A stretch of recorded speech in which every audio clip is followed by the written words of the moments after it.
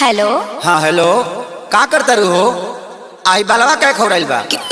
और अजय में से कौन हकरा बहनी के कहाँ के हो? केहू ना हो, हम आनर है नंजैया खानी मारे लगे अभी।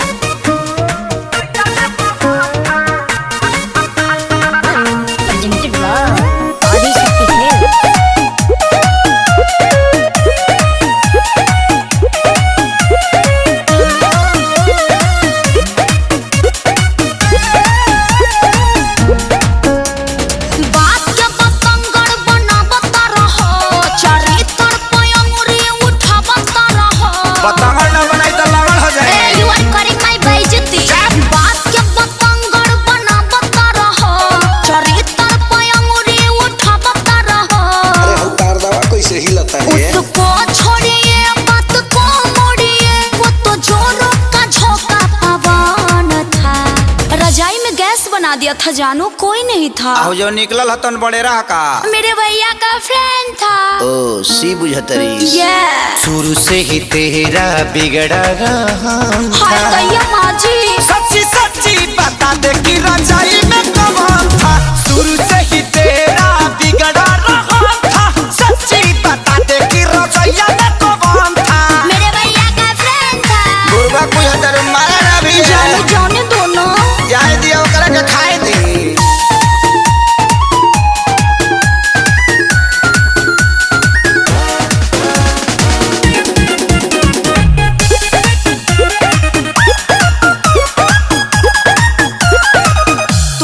हवा तो ही रहबा धड़कन परान हो, ऐसे जाने कर सोया से नूर के अपमान हो।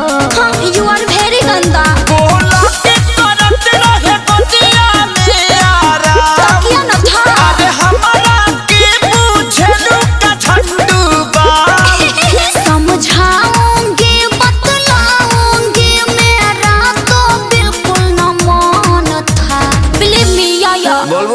शुरू से ही तेरा बिगड़ा रहा था।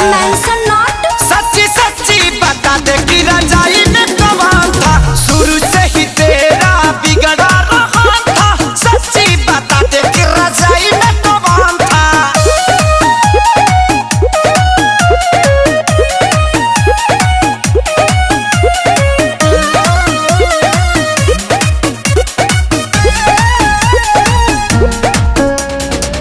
बिना जनले बिना सुनले आहे पकर ये धर तार।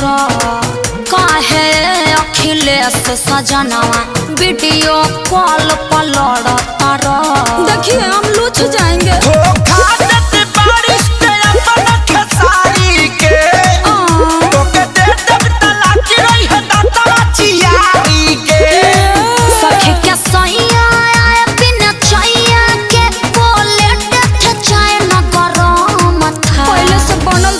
गरम नहीं था। तुमको समझाना पति का धर्म था। क्यूट। अभी मैंने जाना रजाई में कौन था। तुमको समझाना पति का धर्म था। अभी मैंने जाना रजाई में कौन था। अरे रैंडम मचा के बजावा लो का फेर में पड़ल बड़ा। अब रजाई नॉट अलाउड। अगला महीना से पूरा प्रसूत आदमी बन जाएबो।